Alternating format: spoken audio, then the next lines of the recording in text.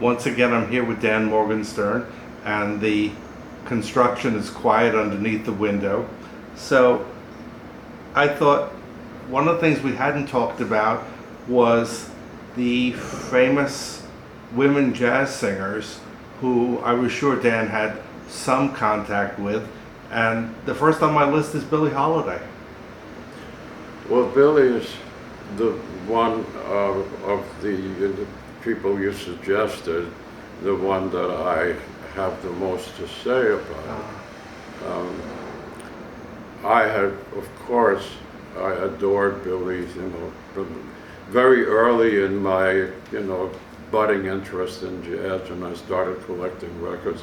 I think the first Billie Holiday record I got was Easy Living, and that was it. I fell in love with her from that. I got to see her a number of times, but the one time that I want to talk about was at the Hi-Hat in Boston. I was then a student at Brandeis, and I was on the GI Bill, which wasn't exactly, it was great to have that. I couldn't have done it without it, but it wasn't something that allowed you to be a spendthrift.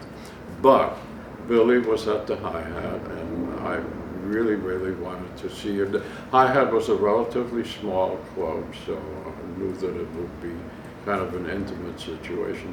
I had a girlfriend then who was she was an interesting girl, but I won't get into that. But she'd never seen Billy, and actually she didn't know much about jazz. I kind of introduced her to that. But we went early. I wanted to get a good table, and got a table right in front. And I had only anticipated staying for a set, which was really all that I could barely afford, for the month's rent and everything. So she was in terrific form. This was already at a time, this would have been in 1954. And she was already, supposedly in, decline, yeah. But she certainly wasn't that night. And hey, she was so good that I decided then and there, and my girlfriend was absolutely entranced by her, and so decided to stay for another set, and stayed for another set, and Billy noticed, because we were right up front there, and so after the second set, she came over and sat with us, and we talked. And the first thing I said, I said, can I buy you a drink? What are you drinking? And she said, well, let me buy you one. She bought one, which was almost a lifesaver at that point. But we had a really nice conversation, and she was very sweet and very friendly. And of course I, said a few things about what I had. And this wasn't the first time I had seen her, but it's the first time I've had really close quarters. So this was a really wonderful experience. And then the other times after that were not so wonderful, because she went into decline, as we all know. And the last time I saw her was pretty harrowing. But I had another,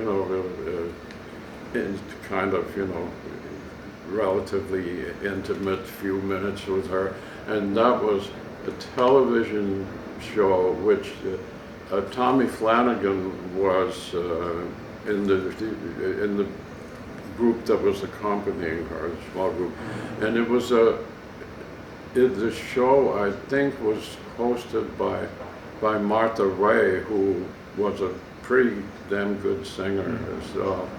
And so there was Billy, and we talked at you know, before she went on, and she really didn't look good at all.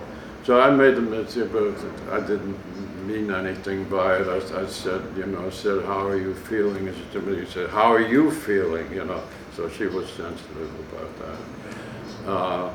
So this was one of the last times I saw her.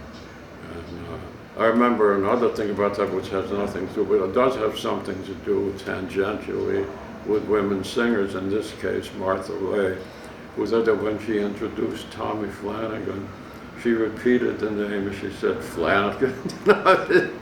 She didn't mean any harm, you know, she was ready, but Tommy did not like that at all. In other words, what she was implying was, here's a black man named Flanagan, you know. Anyway, the last time I saw Billie, and this is not fun, was at Lester Young's funeral, and that was, you know, sad enough because I think we talked about Lester, and I did get to know him and really become very fond of him, aside from, you know, loving his music.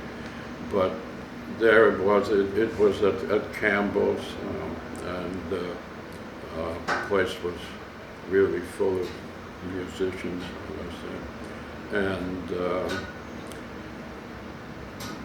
there was, as there usually is at an event like that, there was some performance. You know.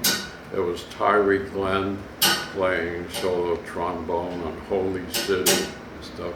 And Billie wanted to sing, but Lester's family, that is to say, I think his estranged wife and his son,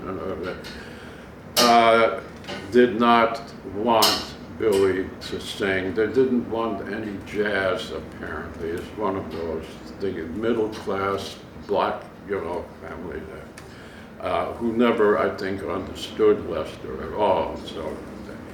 So Billie was so upset by that she kept saying, she said, can I say it? Another thing said, motherfuckers wouldn't let me sing, these motherfuckers wouldn't let me sing. She said it quite loudly. So Bud Johnson and Paul Quinochet and I took her outside downstairs. This was upstairs, Campbell, we took her downstairs, and there was a bar right next door, and we took her there. And after she had a drink, she calmed down a little bit. But she still said she dropped the motherfucker, but she said they wouldn't let me sing, they wouldn't let me sing. So this was, you know, really an example of outright stupidity on the part of people responsible for that. Other thing I remember about that was that I was online. I never really got used to the open coffin thing. You know, the first time I was exposed to that was Gene Cedric's funeral, and I'd gotten to know, so I said, what, you know, I'm gonna do it, I'm gonna look at him. So Lester really looked very, the embalmers did a good job on him, you know. And I was right behind Judy Singleton, and Judy, like Lester, lived at the Alvin, and they were very good friends. And you know, Lester was practically from New Orleans. He was the place across the Mississippi, you know. And you know, they became really good friends. So Judy was ahead of me, and after we had viewed the body, you know, he turned to me and he said, you know, he really looked peaceful. He said, you know, this is the first time, I said, you know, that I've seen him really looking like that.